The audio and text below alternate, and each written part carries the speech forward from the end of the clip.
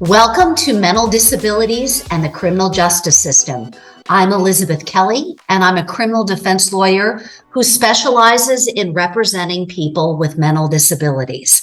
On mental disabilities in the criminal justice system, we provide information and hope to people with mental disabilities ensnared in the criminal justice system, as well as to their families.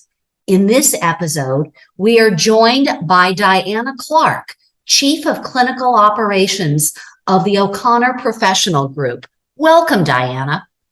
Thank you, Elizabeth. And more importantly, thank you for the work you do on behalf of those struggling with mental health issues and in probably the biggest crisis they experience when they get ensnarled in the criminal justice system. So thank you for that. Well, I appreciate that, and it's because of the advocacy and assistance of people like you and the O'Connor Group that in some small measure, my work is made easier. With that in mind, tell our listeners what the O'Connor Professional Group is and how did you become involved with it? So the story goes back to the beginning, but I will do a brief description of O'Connor Professional Group is a behavioral health navigation service provider that helps families. The families are our initial reach out more often than not, that helps families determine a path of recovery, not just for the person struggling with the mental health or behavioral health issue, but the family members as well. So that's our mission. And Diana, a vocabulary question. What's the difference between mental health and behavioral health? That is a great question because if you talk to many providers, you might get different answers. The way I look at it is how mental health issues manifest in behavior, like addiction, eating disorder, cutting behavior. So where the intersection between the mental health issue and the behavior come to the fore. All right. And you were starting to tell us how you became involved with the O'Connor Professional Group. And I say this with such a huge smile on my face. I have been at this for a few decades and am older than the founder, Arden O'Connor, by a couple of those decades. And I met her, and you know her. She is a force. She is a presence. She is a force. But I was teaching a workshop at a treatment program for substance use disorders. I taught the family workshop component so that they had some understanding about what they were dealing with, what a path forward could look like for them. And Arden was one of the attendees of this workshop, and she sat up front, and her eyes were beaming, and you could just tell by the look on her face, this was one smart woman, and she had this loud, raucous laugh, and she was really memorable. But after the presentation, she came up to me and she said, I'm getting ready to start this company that is going to help people navigate life and recovery beyond the 28-day model. And I was a huge fan right off the start. And she said to me something like, would you like to do some work for me or do some work for us? And I was sort of stunned for a second. And I kind of wanted to pat her on the head and say, I'm sure I'm happy to mentor you, but I don't know about working for you. I don't know what I said, but that was my initial response. And now we can fast forward 11 years later, and I would follow her anywhere. Well, and I think she'd follow you anywhere as well. There's tremendous professional respect between the two of you. And Diana, as I recall, you are trained as an attorney, but you also have a master's degree in psychology. So you come at all this from a couple of different perspectives. I come at this initially, though, as the daughter of a man who had bipolar disorder and also was the dean of the Yale Medical School and president of Bristol Myers Squibb. So I come at this from an understanding that one person's illness impacts, changes, and basically forms a family.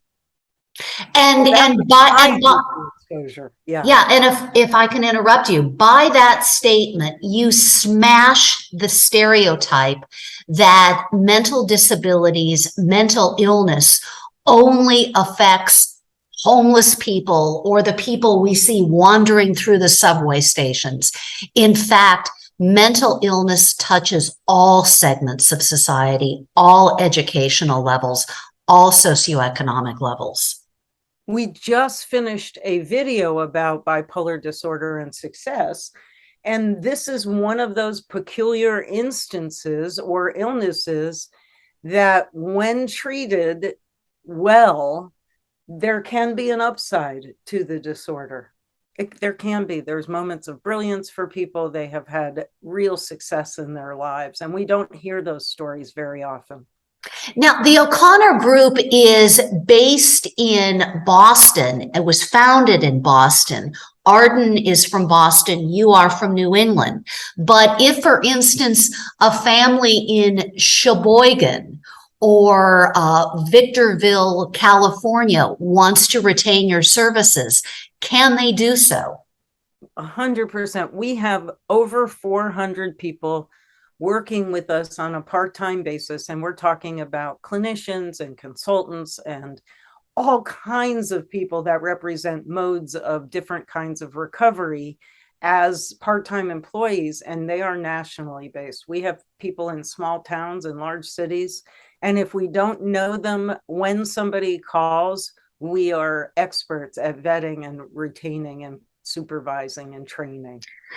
Diana, up front, you said that you spend a significant amount of your resources working with families. And what I often find is families are a benefit as well as they can be somewhat of a hindrance. That is to say, they are consumed with guilt, they take blame, but also in some circumstances, families are in denial. How do you work with families like that? So I think we have to start with that parents who call you, parents who call us, are grieving. Whatever expectation they had of their young son or daughter, or not so young son or daughter, have been dashed. And they are still, in some ways, they may not be in denial, Elizabeth, but they're still seeking for a way to get back on steady shore, because this feels really uncomfortable and the road is uncertain. And they are at sea, to use that metaphor. Well, and not only are they at sea, but the social stigma against mental disabilities, sadly, is still profound in our society. Absolutely. It is one of the reasons that we did this video with my dad about his bipolar. One, to break the stigma, and two, to start the conversation that we all need to be having about any one of our particular frailties and broken spots in our beings. If we can be honest about those with our kids from the get-go, if our kids can learn how to be honest with us, we can have much more connected relationships and rich conversations about what it means to be human and mentally healthy. And Diana, if I can ask you, perhaps you can send a link to that video and we can put it in our show notes afterwards. Of course, of course.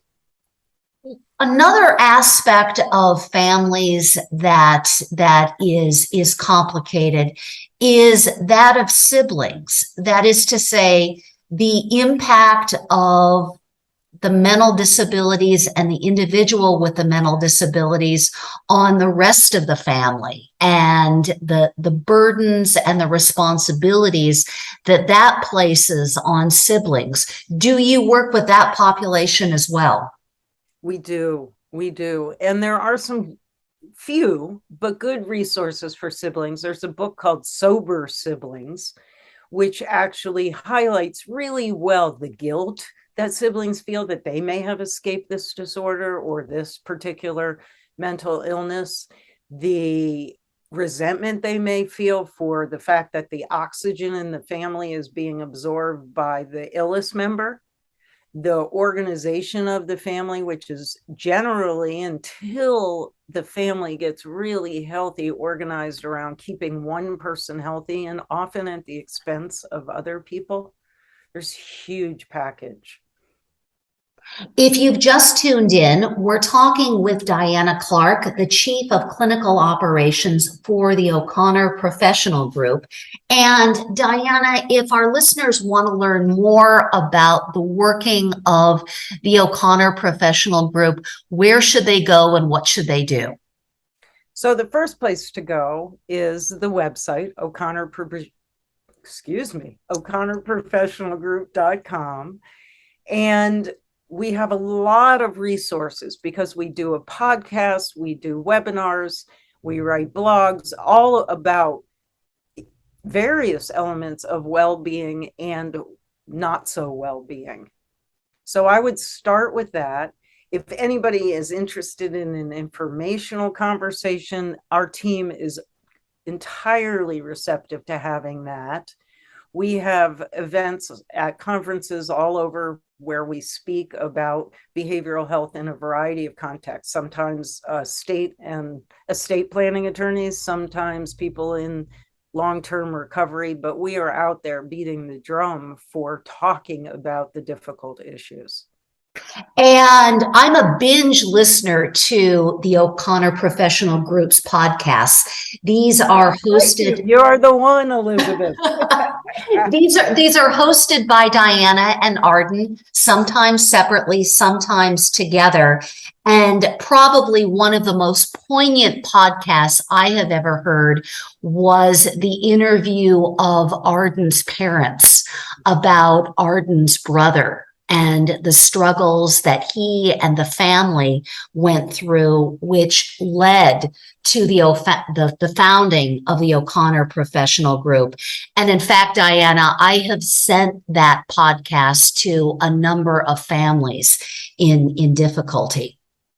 Oh, well, thank you for that. I hope it was a resource for them, because their honesty and clarity about what they did well and what they didn't do well is valuable. It is invaluable for families struggling with these issues, because they really did go through the gambit. They spent, hundreds of thousands of dollars on care. They implemented hundreds of strategies, and ultimately had good years with Chris towards the end, but that wasn't the end of his story. It was, in fact, the end of his life.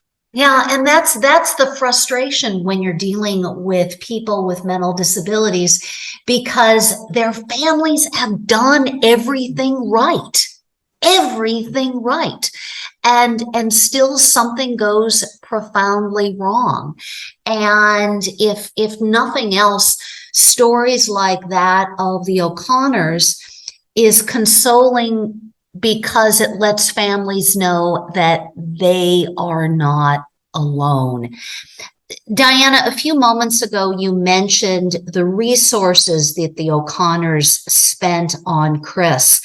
And a significant portion of the O'Connor Group's work is with what you call affluent families, meaning they have resources.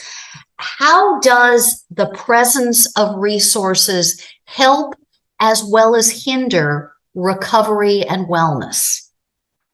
So in the help, it gives access to world-class care. When somebody has unlimited resources, you can have personalized care, you can have amazing assessments done that are very costly.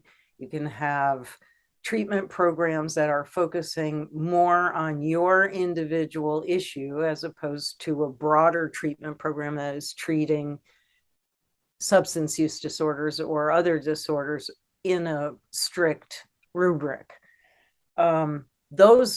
Those resources are invaluable for that.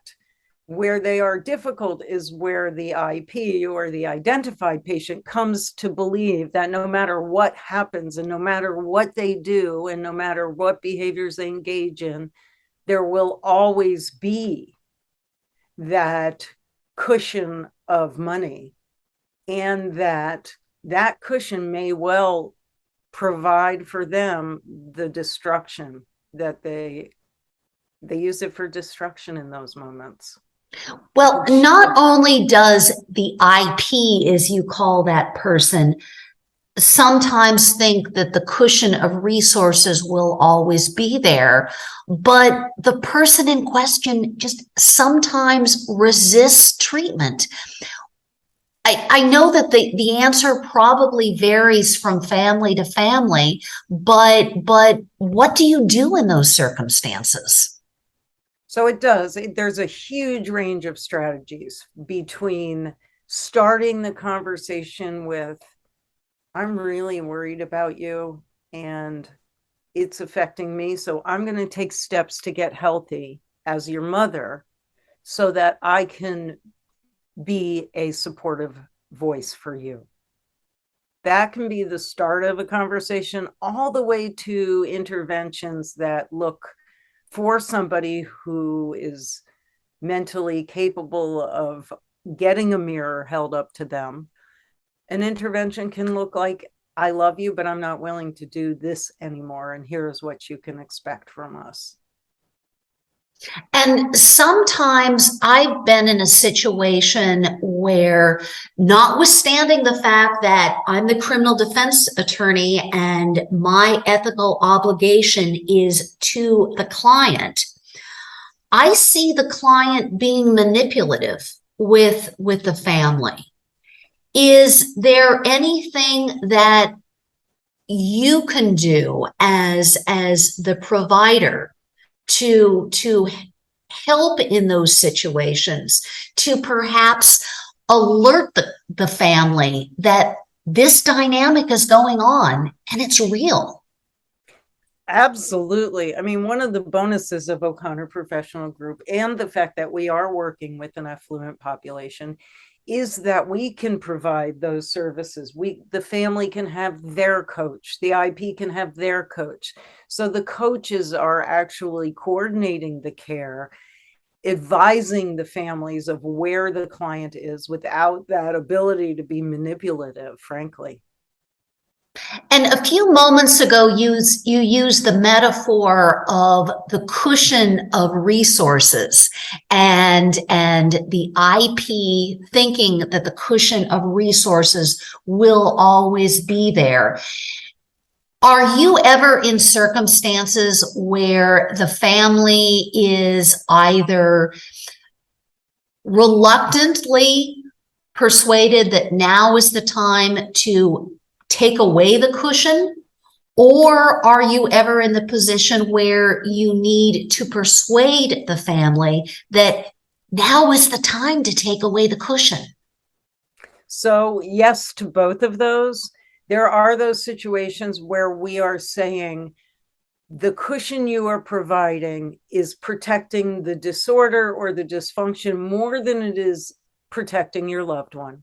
And let's figure out a plan that actually protects their well-being. And that may be less resources unless that person is engaged in a health program of their own. And you mentioned the person of a coach a few moments ago. For those who are not familiar with this concept, what does a coach do in your world? So a mental health or behavioral health coach is actually looking at the day-to-day behavior and structure of somebody's life and helping them with emotional stability, mental health stability via, are you taking your medication? Are you doing the things that your psychiatrist or your psychiatric team are recommending? For emotional health, are you doing the things that do keep you healthy, like meditation for those people where it's appropriate, like walking? Then there's physical health. Are you eating nutritionally? Are you getting enough sleep? Are you doing the things that keep your body healthy? And then there is executive functioning. How do you use the tools of well-being to further your life? And lastly, relational health. How do we encourage our clients to own the pieces that are theirs and establish healthy relationships with people who have been so worried about them, sometimes for decades. And how has the pandemic and its aftermath changed the population you work with? So I think it's increased the population we work with because mental health is a much bigger issue. We also have services for employers. We have clients who are employers who are providing mental health coaching for their employees, recognizing that COVID has been a huge tax on everybody's emotional well-being. So I think the discussion about mental health resources has become highlighted, and our services we can do more remotely. Remote coaching has become available in ways that it never was before and acceptable. We do in-person coaching all over the world, but we can do remote coaching in ways we hadn't done. One of the few silver linings of the pandemic. And one of the fallouts of the pandemic has been more and more younger people, young adults moving back with their parents. And before the pandemic, we called this failure to launch. Now that the pandemic, God willing, is subsiding, do you see this phenomena, this failure to launch, as having long-term impact on society? Wow, that's a big question. And I don't call it failure to launch. I call it failing to launch. Interesting. And what's the difference? So failure means that it's the problem of the person who is not launching. Failing to launch is the problem of the parents who aren't launching their children. Interesting. Okay. So I look at it as a systemic issue. Joe Jr. really does not want to be living in the basement playing video games all day. That wasn't the purpose they were born to inhabit. And the more we allow that kind of behavior, the more we are protecting maybe the status quo, but we're certainly not protecting the well-being of that man.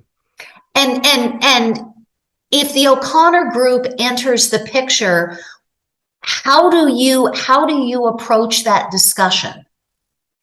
So I approach it, if it were me personally, we have a whole team of family coaches who are experienced in this, in really helping the family move the dial just a little bit so that they are allowing their loved one to experience some discomfort, because without discomfort, nobody changes. I like to think that people get well seeking happy, but the truth is that mostly we get well by experiencing the consequences and discomfort of our current behavior.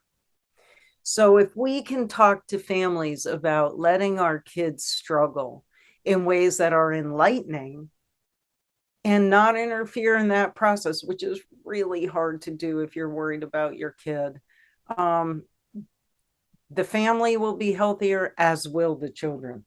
All right. Final question for you, Diana.